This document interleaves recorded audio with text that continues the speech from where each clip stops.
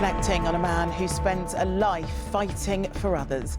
Tears and tributes for murdered MP Sir David Amess. His family visited the church where his life was brutally taken. MPs fell silent and then shared their memories of Sir David, while Boris Johnson said his thoughts were with his loved ones. We hold them in our hearts today. We mourn with them and we grieve alongside them. And in his memory, Southend will become a city after MPs from all sides backed his campaign, also tonight. England will have to play in front of an empty stadium after fans turned violent at Wembley at Euro 2020. We catch up with the doctor who saved a man's life in the stands of St James's Park, and... We're not going to starve to death, Otis. Well, you're not helping, Maeve. how the Netflix and chill generation are now picking baby names.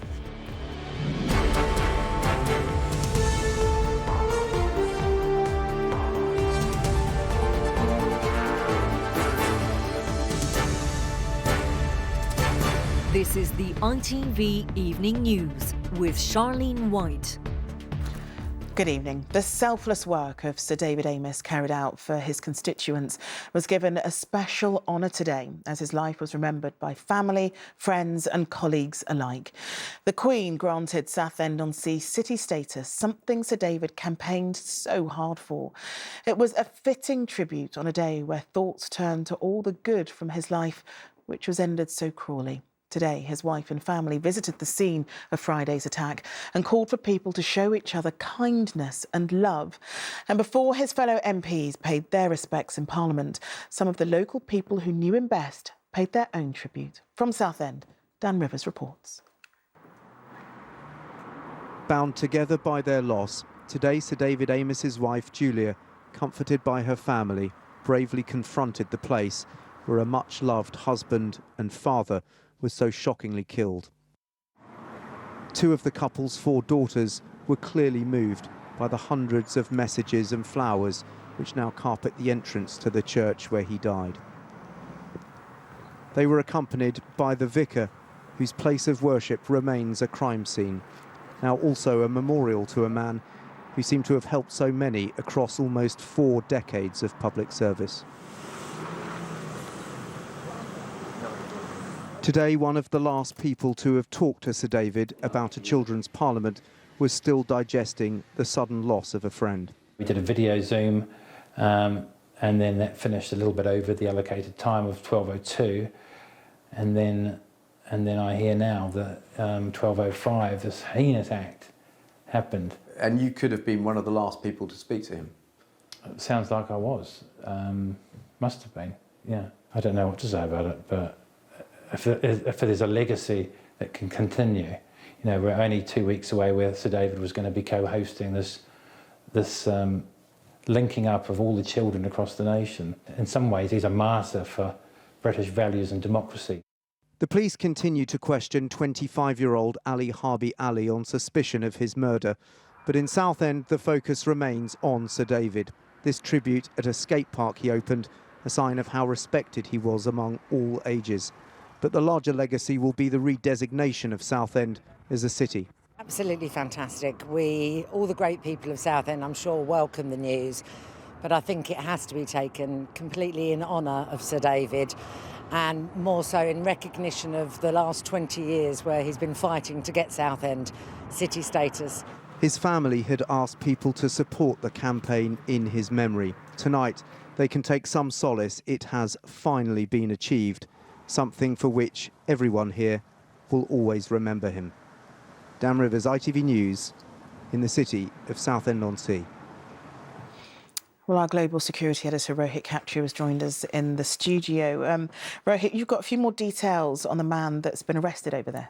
Well, we're now 3 days into this investigation, Charlene, and it appears that the police searches, which were happening through the weekend at addresses right around London, are now over. Investigators appear to have identified a motive, but they're still trying to work out why it was that Sir David was targeted. The suspect is Ali Harbi Ali. He's 25, one of 4 siblings. He was born in South London, raised in Croydon, and then he moved more recently to North London, where he lived a few miles from his father, who was one of the top advisors to a former Somali Prime Minister. His uncle is serving now as one of the top diplomats for Somalia in China. A family friend has been talking about how devastated they are, particularly given so many of his relatives have done so much in public life to counter extremism. OK, Rohit, thank you. The House of Commons paused to end silence tribute this afternoon to remember Sir David. A string of fellow MPs have been recounting his humour, his smile and his humanity. And many of them are attending a special memorial service tonight, as you can see, at St Margaret's Church next to Westminster Abbey. Our political correspondent, Romilly Weeks, reports. In the place where Sir David Amess worked for 4 decades, all normal business was halted to remember him. We keep a moment of remembrance and respect.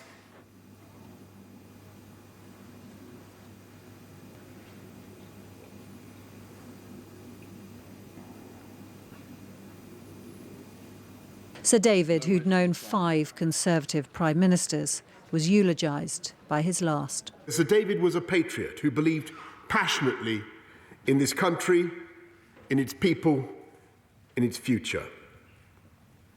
He was also one of the nicest, kindest and most gentle individuals ever to grace these benches. Honouring the devoted constituency MP who will never know he triumphed in his most determined campaign. Southend will be accorded the city status it so clearly deserves. Standing room only in a parliament reeling from an attack on its most dearly held values. On behalf of the entire Labour Party, I want to lean across, to reach across, and to acknowledge the pain that's felt on the opposite benches, and I do.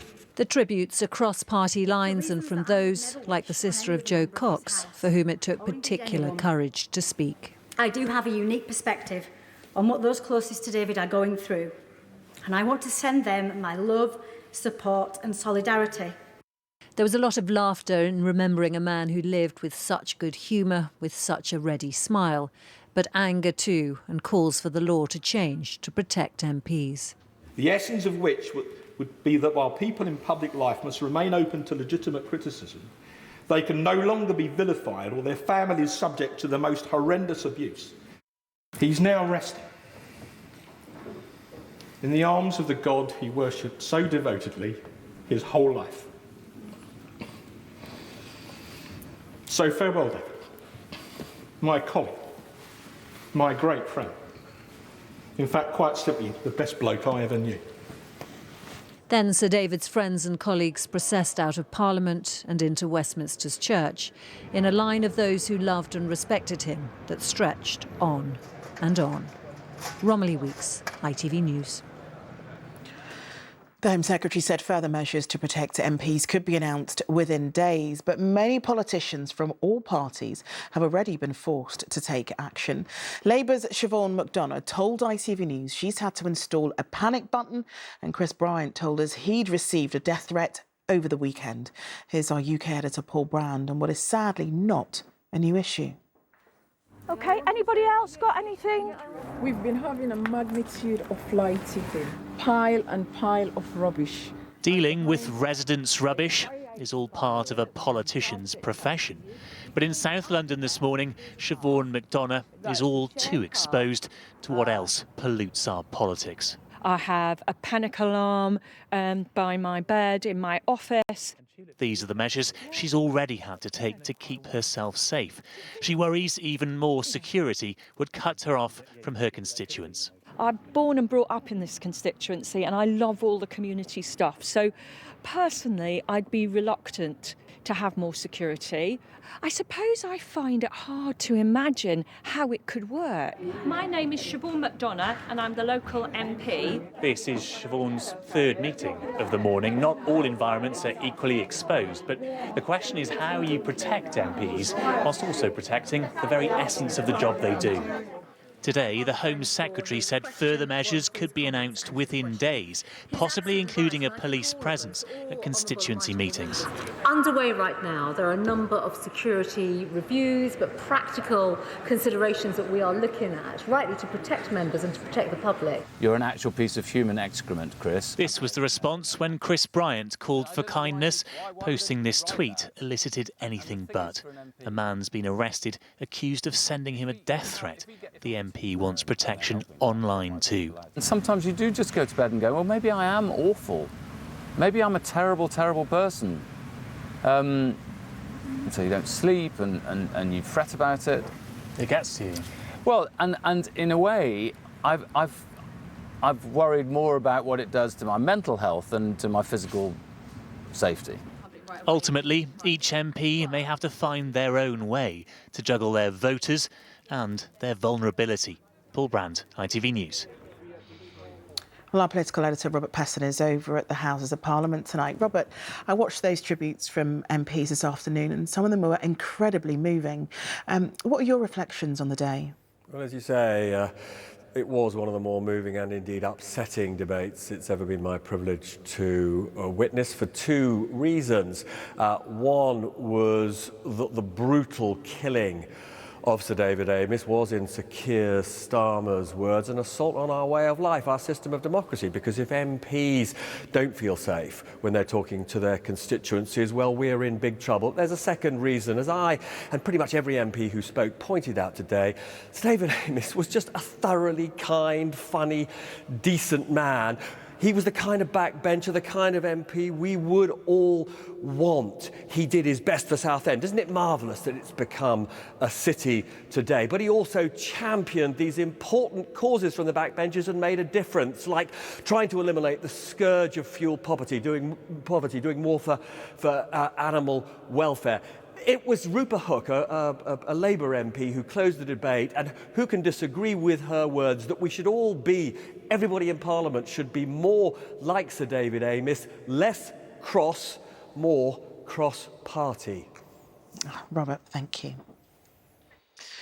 What's all to come on the ITV Evening News? Why we could all be offered £5,000 to replace our boilers, and we both were like, oh, that's a really nice name. Maybe we'll use that like when we have a baby. how time watching TV in lockdown inspired a generation of new names. Those stories and more after the break.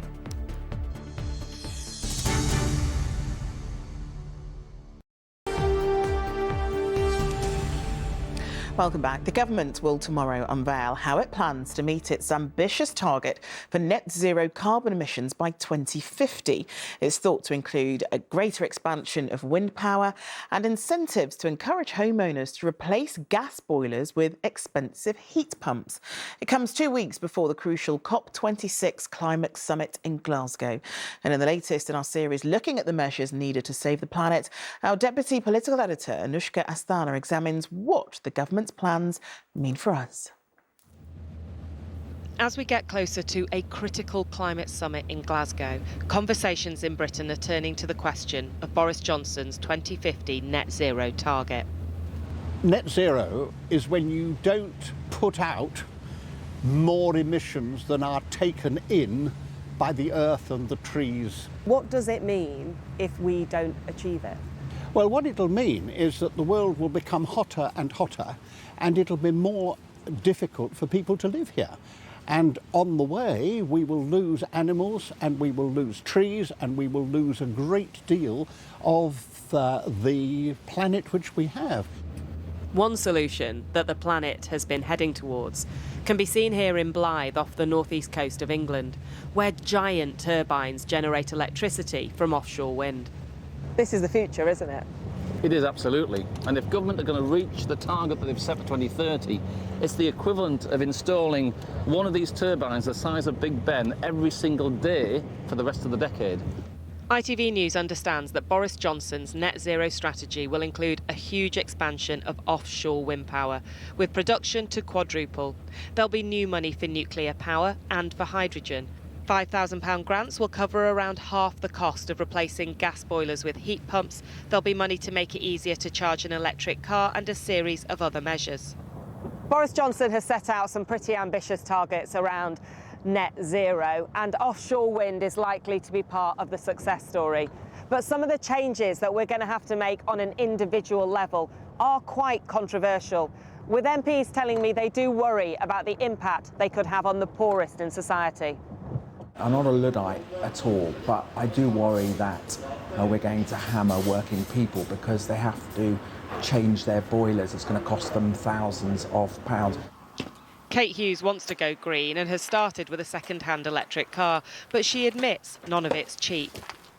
We would really like to put solar panels on our house. However, we are really struggling with the cash, so we're going to have to save up a few more pounds. We were trying to get some money from the government, but it never materialised from the Green Homes Grant. So I think it'll be another 18 months before we can put solar panels on the roof. It's going to take millions of people doing this and a whole lot more for Boris Johnson to smoothly sail towards his target. Anushka Astana, ITV News. A teenager has been arrested in connection with the death of a 14-year-old boy in Glasgow. Justin McLaughlin was found seriously injured at High Street railway station on Saturday and later died in hospital.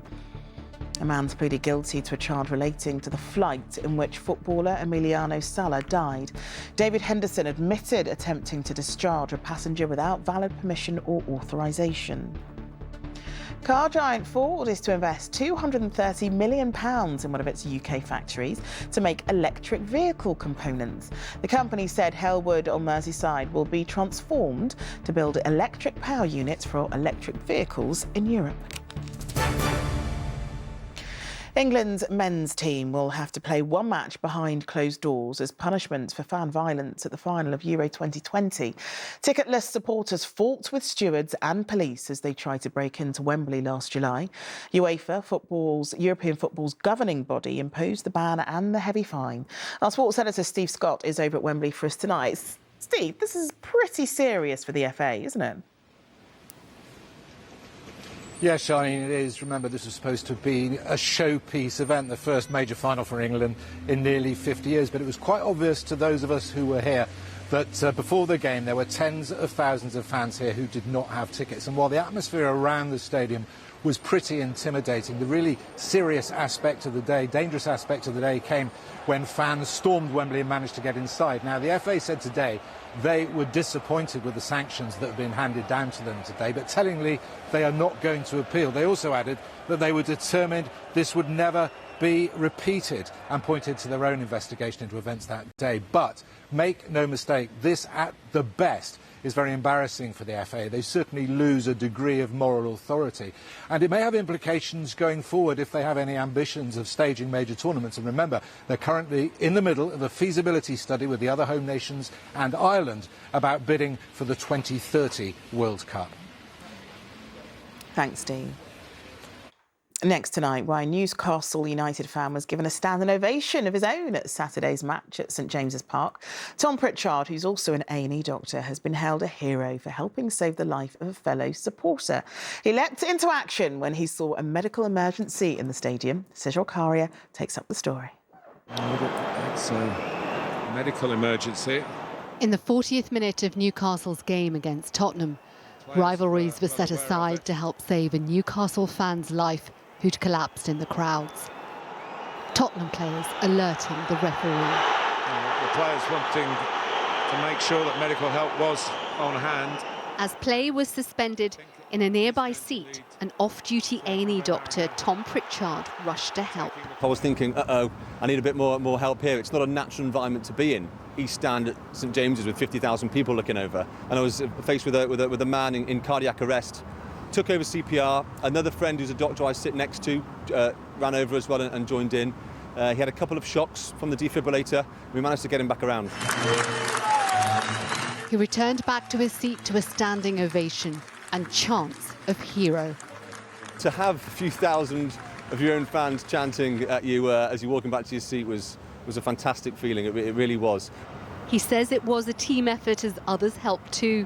Harry Kane sent this message to the fan. Best wishes to the guy in the stands. Obviously, we hear that he might be stable now, so we're thankful to obviously the emergency teams and the fans who are doing the CPR. The often fractured world of football united when it really matters.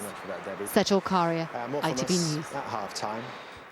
And finally tonight, the latest rankings of the most popular baby names will come as little surprise to fans of the Netflix hit show Sex Education. Maeve and Otis were among the biggest climbers for 2020, apparently inspired by the characters Maeve Wiley and Otis Milburn in the comedy drama.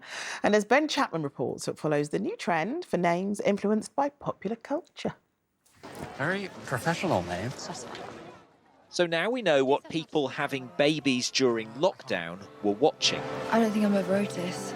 Appropriate, perhaps, that a comedy called Sex Education is thought to have caused a resurgence in the names Maeve and Otis for children born last year. Maeve Tyler's parents were among those who were inspired. We both were like, oh, that's a really nice name. Maybe we'll use that like when we have a baby. And then it just stuck. And then like obviously now when we had her in May, we're like, yeah, definitely. Still love the name. The most popular girl's name in 2020 was still Olivia for the 5th straight year, with Ivy and Rosie replacing Grace and Freya in the top 10. For boys, Oliver was again the most common, but with Archie entering the top 10 for the first time. No coincidence that it's the name the Duke and Duchess of Sussex gave their son in 2019. Say hello to the sun. Since a name usually lasts a lifetime, parents at this baby sensory class weren't alone in seeking ideas wherever they could. We decided to go with Kashan, which means a Gurri's blender. So we just thought it had like a nice meaning and was a nice Sikh name. I love the film Pearl Harbor and the main character's called Rafe, and that's kind of where it come from, really. So I really like old traditional names. So not Archie, he's No, definitely an Arthur. Definitely an Arthur. No, I'm not a fan of Archie. Is that because of Harry and Meghan, or is that just because? No, I think it's because it's just everywhere. There were no Archies, Otises or Maeves among the babies here today, but they're sure to meet plenty as they grow up. Ben Chapman, ITV News, Wolverhampton. Oh, how cute were those babies? Right, that's it from us. Tom's here at 10:15. But for me and everybody on the team, bye-bye.